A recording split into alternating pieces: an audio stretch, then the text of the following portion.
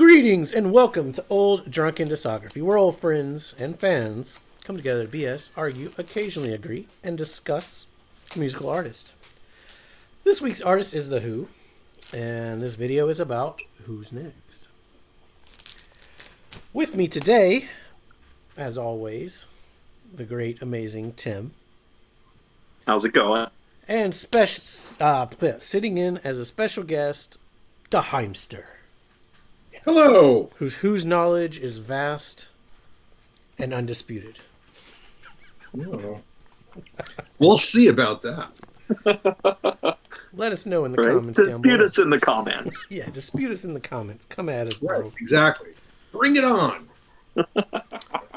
So currently, we'll do a little recap if you missed the previous videos. This is our current rankings. We're all sitting pretty much the same. Let's see if Who's Next will change any of that. All right. You want to start us off, Tim? Sure. What is there left to be said about this album that has been talked about a lot? On the show, even. Yeah, this is one of those albums. So let me backtrack here. So coming off of the giant idea of Tommy, Pete's thinking about the next thing, and he's already got an idea in his head. And it's based on the shows they were doing for Tommy, like Live at Leeds, Isle of Wight, Woodstock, the whole tours, the whole world. They were doing Tommy in its entirety and just transforming audiences and mesmerizing and delivering arguably some of the best rock and roll shows ever by anybody. And so there's a lot of emotion in that room. Anytime you go see a good show, of course, like, oh man, that was awesome. And Pete felt it until he had this grand vision of what ended up being called the Lifehouse. This album is now 51 years old, and Jesus Lifehouse Christ. Is still not completely organized.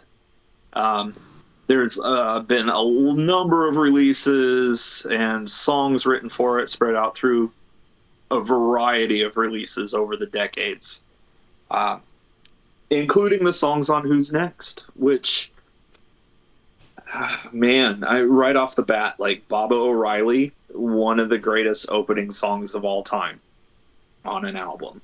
And then it closes with Won't Get Fooled Again, one of the greatest closers of all time. You got Behind Blue Eyes. Sorry, Go ahead. Is Pete Townsend like the George Lucas, where it's never really finished? He keeps going. No, because going back to Tommy's Star Wars. finished. Okay, so he's never gone back maybe. and like retouched Quadrophenia. Yeah, well, if maybe Tommy is to American Graffiti what Lifehouse is to the Skywalker. The Adventures of Luke The Phantom Skywalker. Menace. I don't know. That's an interesting analogy. Yeah. I didn't know anything about the whole Lifehouse thing until we started doing this video. I mean, this has always been a complete thing to me. Is Who's Next? This is like the Who's Greatest Hits for me. That's what I was raised on. And there are hints of the story throughout these songs. Right. And there's nothing cohesive per se about it as a song cycle that is anything that would suggest story. There were a number of different concepts that were present in Townsend's mind with Lifehouse. Tim, as you mentioned, one of the things that happened when they were playing Tommy was that there was a moment in the show where the entire audience would just stand, would rise.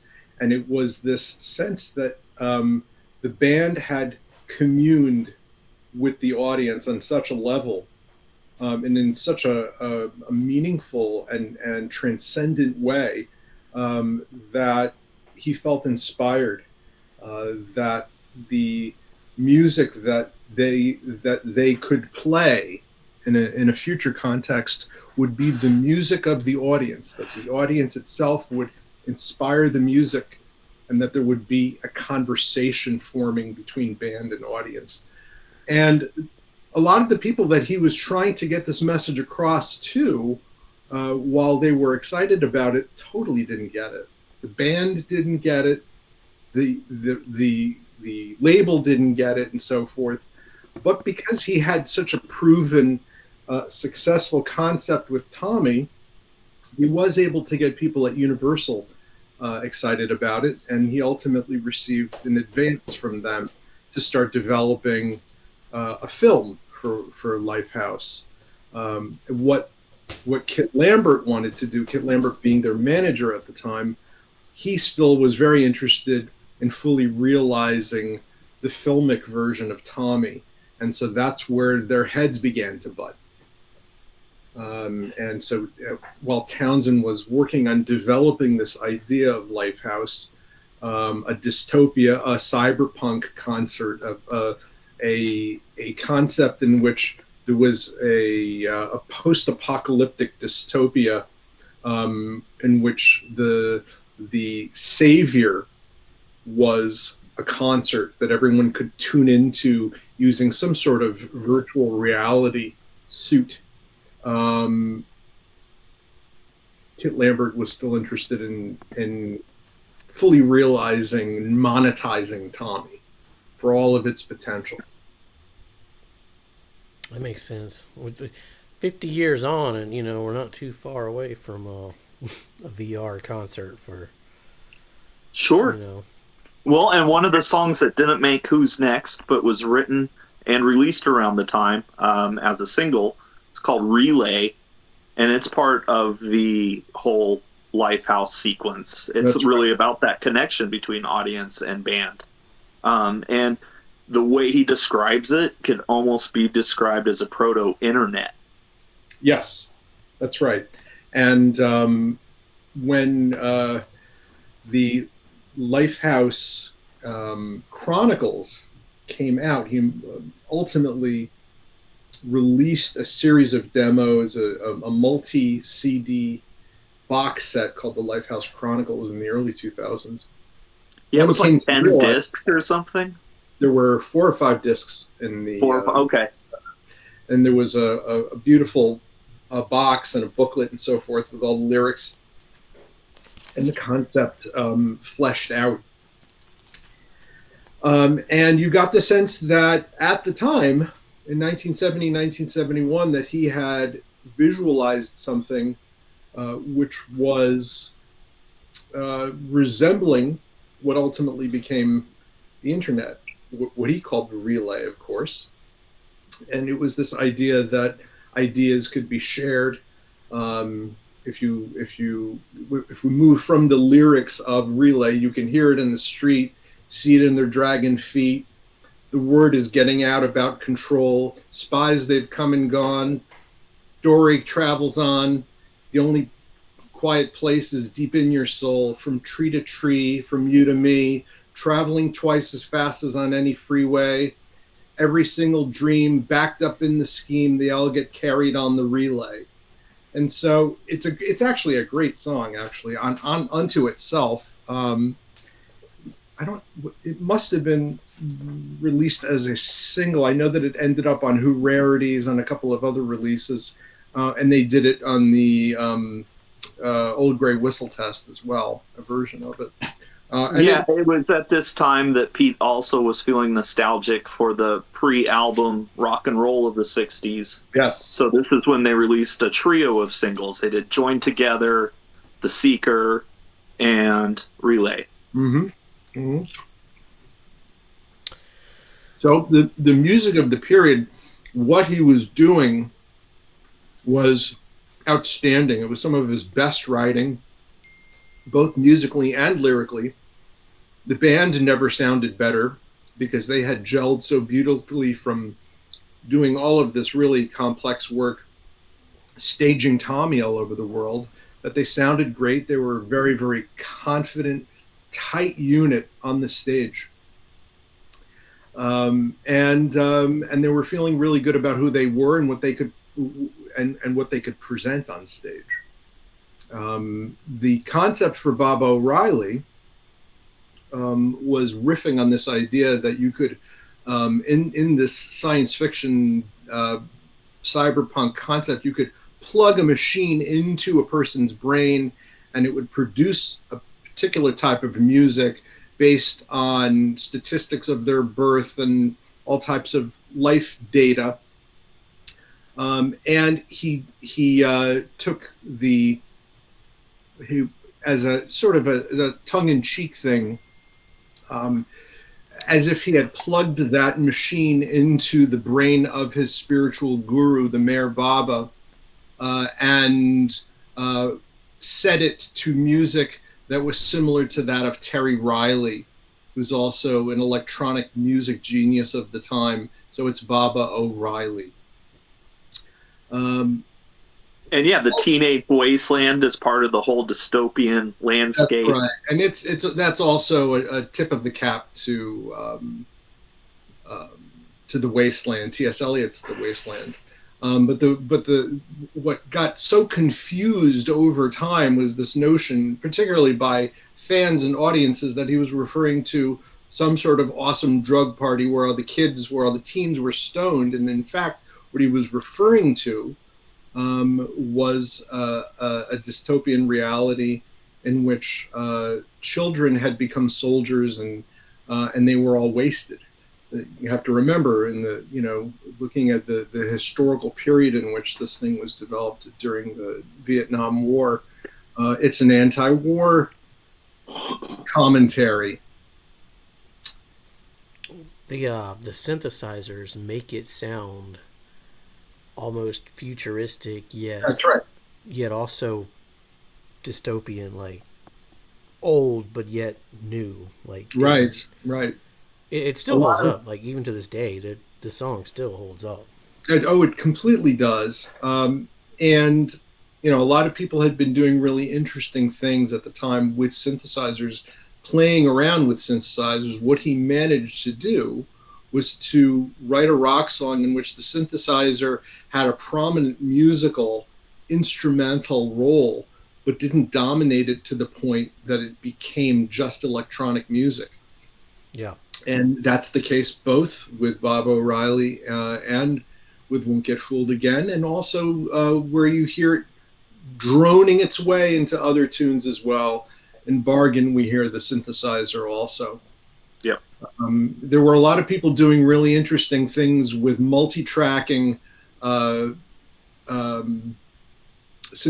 sounds, and Townsend was just particularly good at it. And he was sort of a mad scientist about it. Yeah, to me, I mean, like I said, this was I was raised on this record with Abbey Road and Zeppelin 2. It's almost a greatest hits. Like, there's not a bad song on it. Right.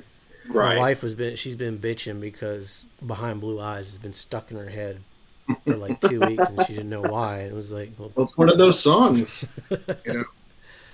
So you've got anthems on this album too, songs that became these cries of the rock era. One musical writer put it quite aptly, wrapped it up by saying, "Who's next propelled pop music into the 1970s?" Oh yeah, meet the new boss. Yeah, you the could old argue. boss. Still relevant. You could argue that arena rock was invented with this album. Sure, absolutely. We're still a couple years away before Dark Side of the Moon. Right. That's crazy. Yeah. Yeah. Yeah, it did. It totally ushered in the 70s. I can see that. I mean, Bargain, that's a top song contender for me. It goes hard for 1971. I mean... Yeah, I mean, you could argue every single one of these songs is going to be a top song contender. Going back to John Entwistle, this is one of my favorite compositions by him. My Wife is a classic. It's almost pop punk lyrically. Almost, yeah. Tell me more about that, Jason, because I need a little education on that. What do you mean by that? Like the lyrics, like just I don't know. How would you explain it? It's telling a story. Mm-hmm. It's where the hilarious. protagonist is in trouble. Right. A lot of pop punk alludes to like love songs, but they'll disguise it in hate songs, Oh, or okay. Like my like Newfound the, Glory, or yeah, or I mean even the Ramones, like I don't want to walk around with you. I It's a choose love my song. friends over you. Type. Yeah, yeah. And Okay. then there's an inherent humor to the song as well that's Right. present in a lot of pop punk. Right. Hey. Gonna buy a tank and an aeroplane. Mm-hmm. If she catches up with me, won't be no time to explain. Like there's an Right. Atari song where he's like, I'd go to the pound and let all the cats go free just so you'd be with me. It's like goofy, hilarious, Right. you know. Okay. And this song Now kind of has I'm that. seeing it better. I'm getting it. Okay. Good. So going mobile is on the theme of this post-apocalyptic place in which the air was not fit to breathe, and so he Townsend actually bought an RV. But in the concept, the idea is that it's an air-conditioned bubble in which you can be self-contained, you can move about the landscape, producing music, etc., living out your life, and you are free from the the pollution. I'm an air conditioned gypsy. That's my solution. Yeah, yeah, and just in his life at the time, he was really into RVing, and so much like with Tommy, where the the critic said you've put a song about pinball in there, and I'll like it. He's like, well, I'm going to put a song about RVs in because I like it. And the production on it, like especially going mobile, like Townsend sounds so good. I mean, yeah, It's a everybody clean sounds record. really good on here. This is the beginning of the reining in of Keith Moon, though. What do You you can mean hear by a little that? bit of it.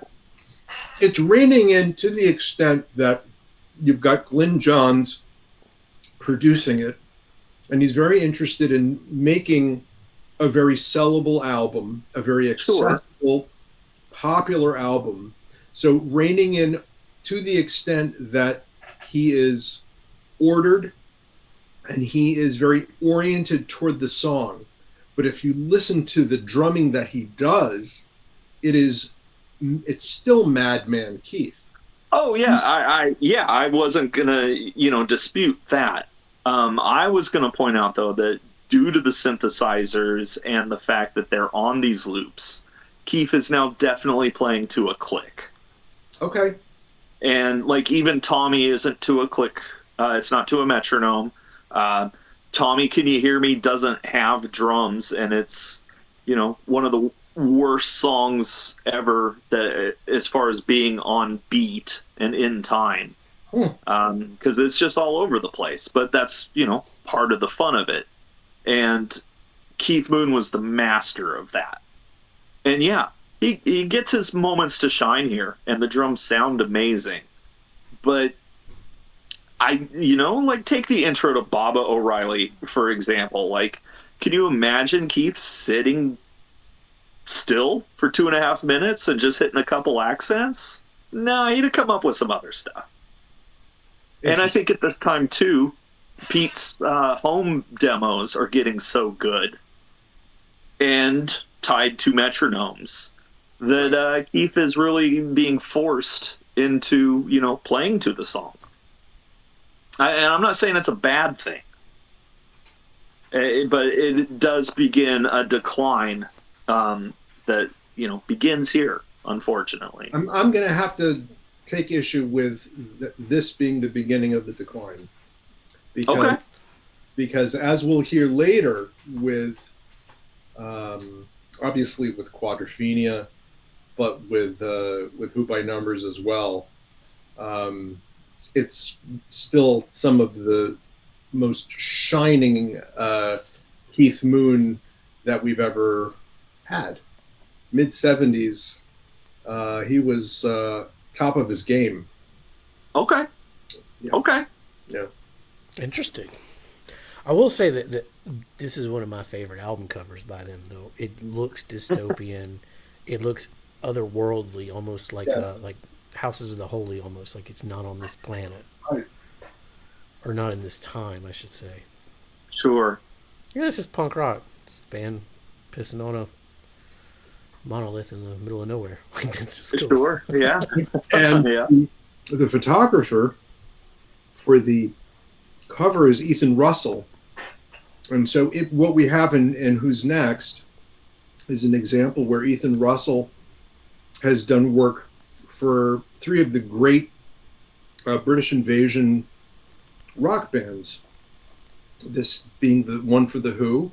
Before this, it was Let It Be. And he did one for the Rolling Stones. Did a couple for the Rolling Stones. Get Your Ya-Ya's Out and Through the Past Darkly.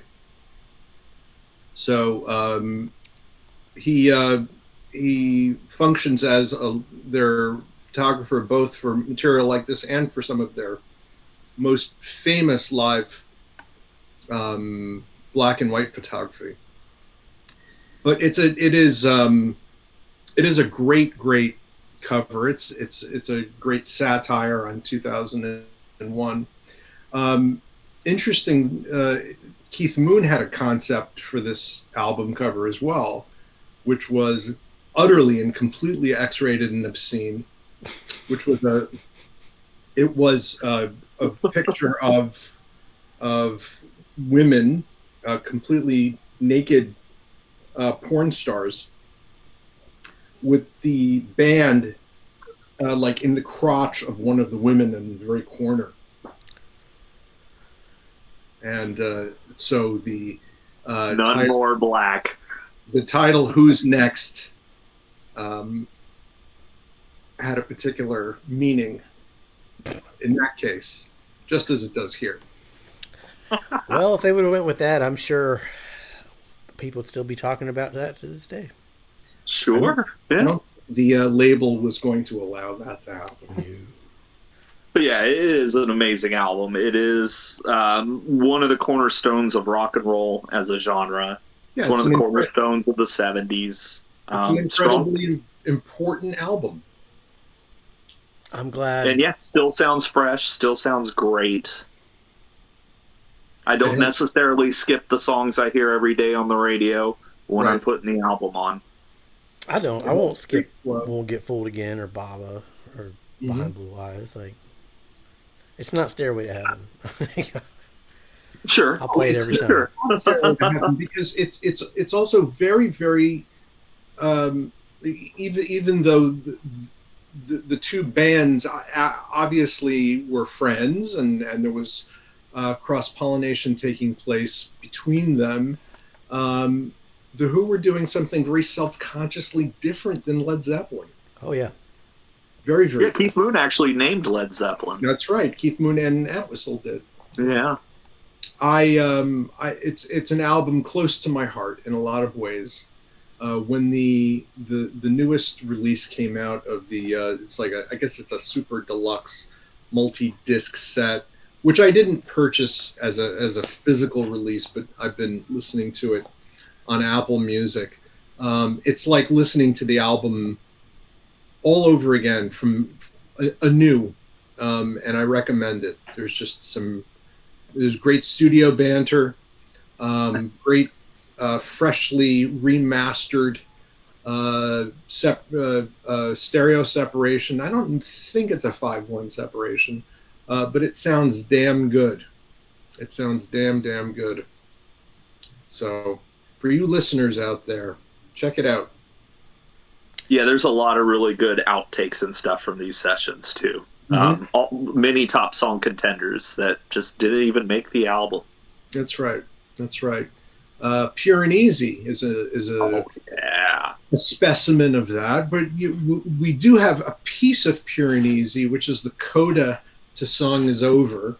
And one would think in a natural progression of songs in the album that Pure and Easy should come in between Song Is Over and Getting in Tune, but it was just a single LP. one vinyl disc, so they left it off there, and it actually does encapsulate the main themes of Lifehouse. So you Kill have a riff at the end too. right. It's a great riff. You have it on Odds and Sods, and you have it on Townsend's Who Came First, where he does all the instruments. You also have it on just the regular remastered version of this album. Yes. If you have it on CD remastered, they put on like 5 or 6 bonus tracks, including a couple live tracks. Right, and it's the Olympic mix, the Olympic Studios mix. Yes. It's a different one. The drums are different, and the end riff is different. I think the main difference between the Odds and Sods release and this one is that the one that was supposed to appear here is also produced by Glyn Johns, and the Olympic release was produced by Kit Lambert. Okay, and I can't remember which one offhand had the hand claps. I don't know. I mean, obviously, but yeah, one of them has hand claps during the riff, and the other one doesn't. So yeah. Well, before we good question rank this album, we're gonna do a throwback here and talk Meaty Beaty, Big and Bouncy, because it's a greatest hits or a collection of singles, and a lot of these songs aren't on any record, and we haven't talked about them yet, but some of them, like Pictures of Lily, are super cool and great, and we should discuss them. So it's funny because I think for those of us who grew up with Meaty Beaty, Big and Bouncy, I was too young to understand that it was a compilation album when I first heard it. I thought it was a Who album.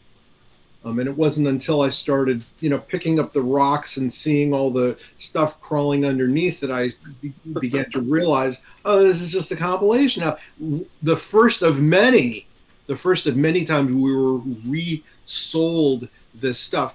But it being the first, you can see a lot of intentionality behind the order of songs. I can't explain, was Pete Townsend unwittingly becoming the leader of the band?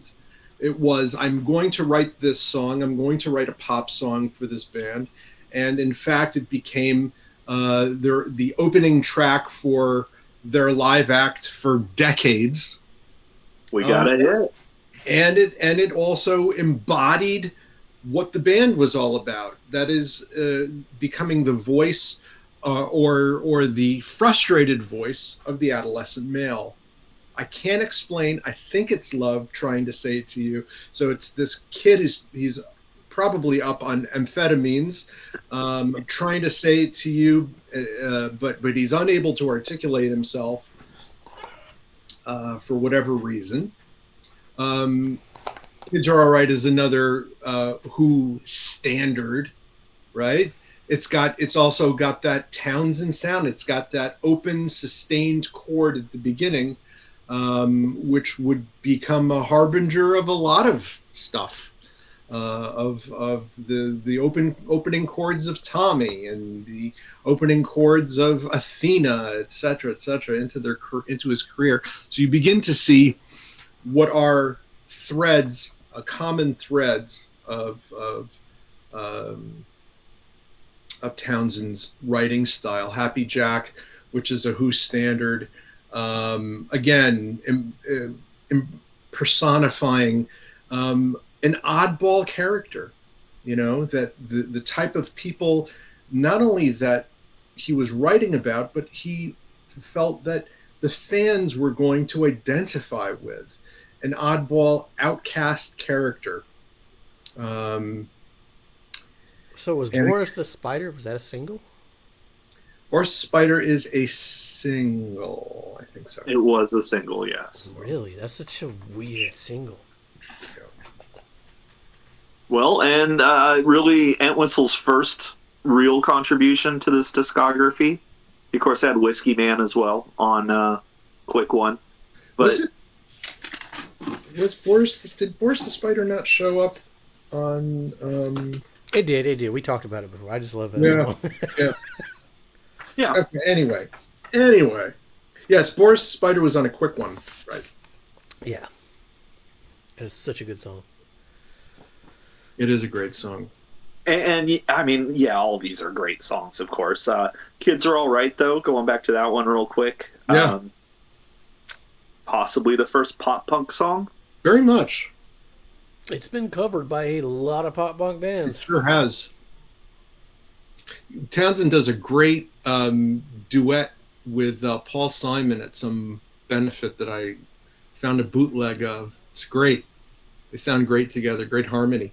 And yeah, like you mentioned on the intro here, like Pictures of Lily isn't on an album, but that's a fantastic song.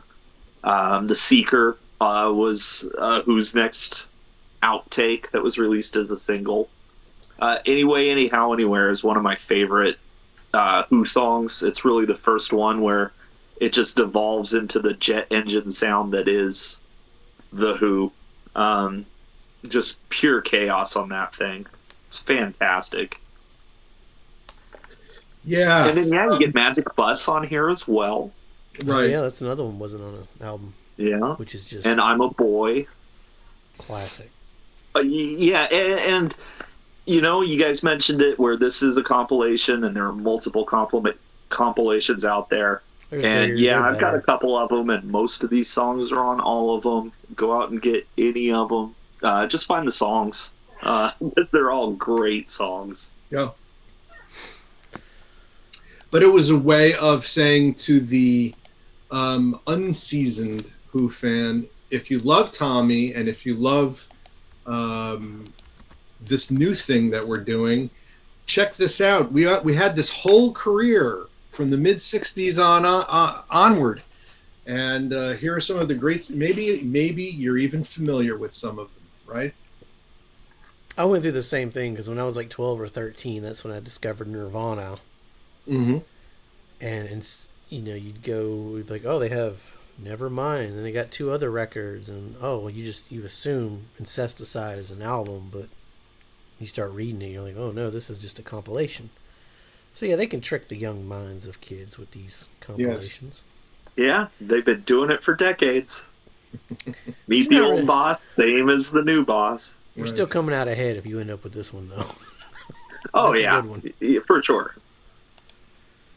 So getting back to Who's Next and ranking, this might be a hot take because going into this discography, in my head I was like, oh, it's going to be Who's Next. That's my number one. Like, you know, that's the one I grew up on. After digging all these records though and finding other things, it's not my number one anymore. It's my number 2. I like the Who records that are shorter and concise over Tommy or Quadrophenia offer something different. Equally as amazing, but as far as my own personal listening, I'd rather listen to Sellout or Who's Next on a day-to-day basis, I guess. Yeah, I would agree with that in the extent that this isn't necessarily the one that I go to listen to when I want to hear the Who. It's also like I'll go on record and say the Who Sell Out is my favorite of all of these.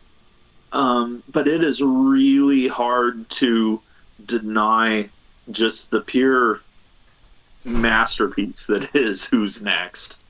It is from first note to last note, just absolutely perfect. And so it's gonna be my number one. It's you know, it's Dark Side of the Moon, it's Sgt. Pepper's, it's whichever artist you think has got multiple stuff, but there's always that one that just it's the one. You know, Back in Black, like. It's a great album. The production, it sounds too good. The songs are too good. The mix is too good. Well, the production is probably one of the strongest things about it. You know, one of the complaints that Townsend had about Tommy said the drums sounded like biscuit tins. which they did in the 60s. So Yeah. it wasn't just Tommy. Right. Right. What about you, Heimster? You know, first of all, I just want to say this is a load of shit. Because what we're trying to do here is impossible. That's why we're doing it. And that's, now that I've said that, I'm going to put Tommy first. And who's next second? Ooh, big mulligan. Woo-hoo. And oh crud. Fine. Let's put My Generation next. Wow, okay. And Odorono next. And there we go. Wow. The old sellout drop. That's right now. Catch me in 2 hours from now. I'll give you a different answer. Since we recorded last, my Who sellout came in. Oh, nice. I love this thing. Beautiful. As did mine. My show and tell is this. It's called Amazing Journey by Mark Ian Wilkerson. And if you're looking for a comprehensive biographical sketch of Townsend's work and his personal life, it's better than Who I Am. And it's thick. It's encyclopedic. And I think it's a sort of a print-on-demand kind of book. But it's a great piece. So I'm going to have to look into that. Yeah. I recently reread Who I Am, and that's a great book. It is a great book. I think he did a great job with it. I think he pulled a lot of punches, actually. I think he was... He was kinder than I expected him to be on a lot of things. Yeah. I still haven't read Roger's book yet, but that's on my list. I haven't read Roger's either. I'm looking forward to it.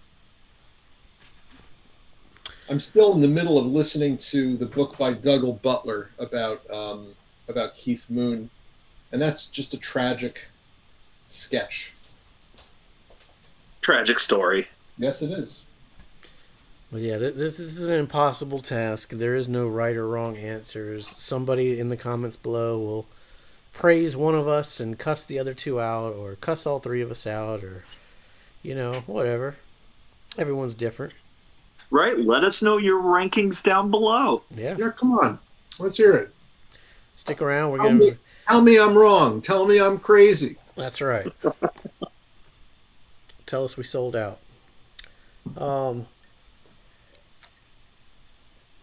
Yeah, stick around. We're going to talk Quadrophenia next.